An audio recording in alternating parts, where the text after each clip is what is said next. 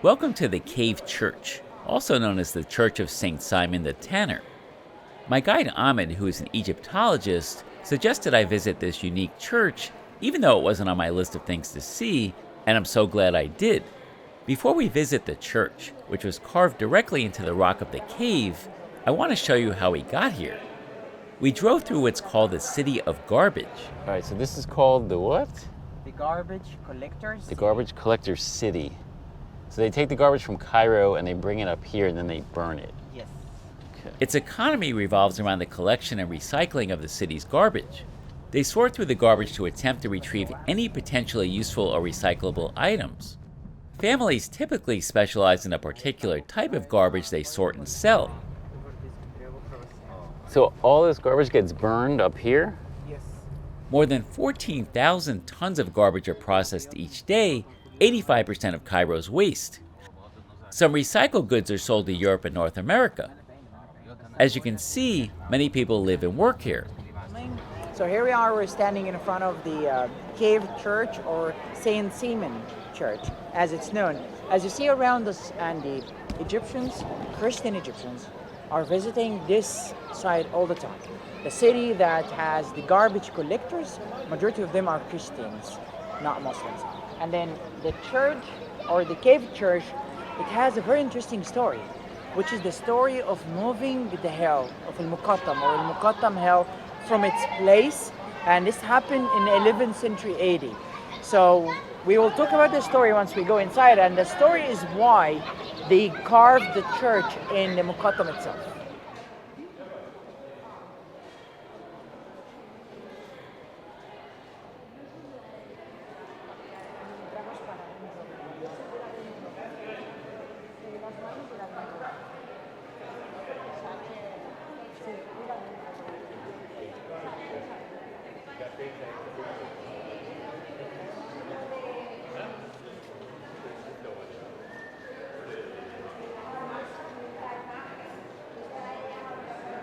We just entered the Church of Saint Simon, the Cave Church. The modern layout that you see around here, Andy, is modern restorations that were done in the 21st century. But initially, the idea of founding the church was related to the famous story of Saint Simon himself. He appeared in the 12th century AD. During the time when Egypt was ruled by the Muslims, there was this controversy that happens every couple of weeks between the Muslim sultans and Christian bishop, and then the Habbi of the Jewish community in Egypt. Then three of them, they sat down and then they had this debate, opening the holy books, and they criticized what's written there.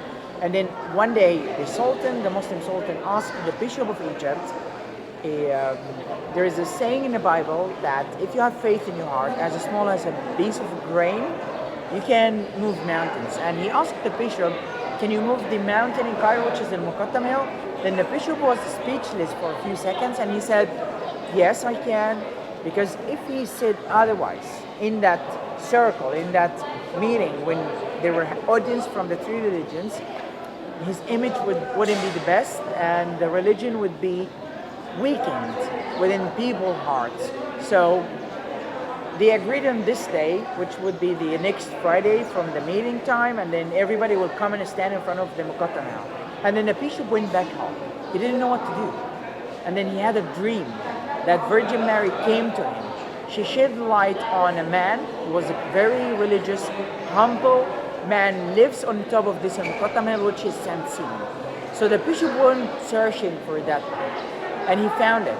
Saint Simon had some features that Mary told the bishop about, that he lost one eye, so he will find a man with one eye, and he works as a tanner.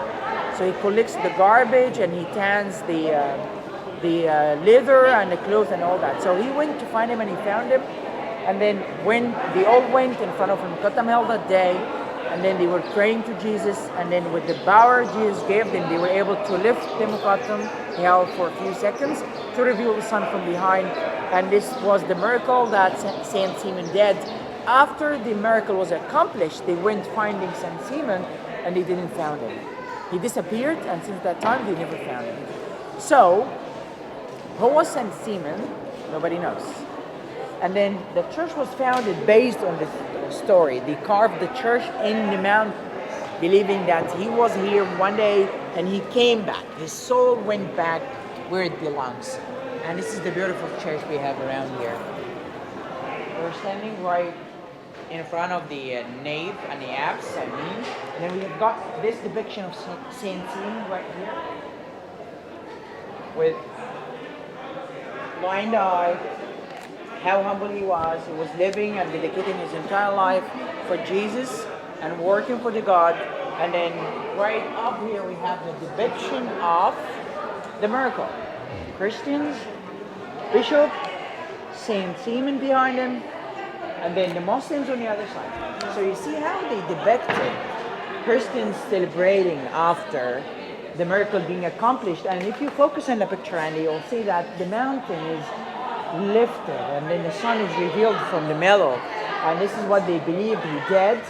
And then the Muslims, as you see, they are depicted looking backwards. They were ashamed because they lost the challenge and they are heading back where they came from. The man on this horse is the Sultan, and bearing the sun behind the mountain that let them be scared and running away.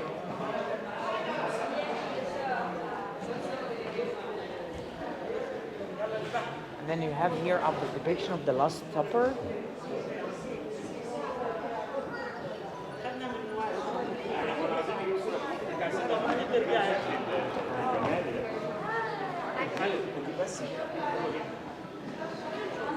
ممكن بس دي كده ممكن شويه عشان الصوره تطلع لكم حلوه كل واحد لوحده.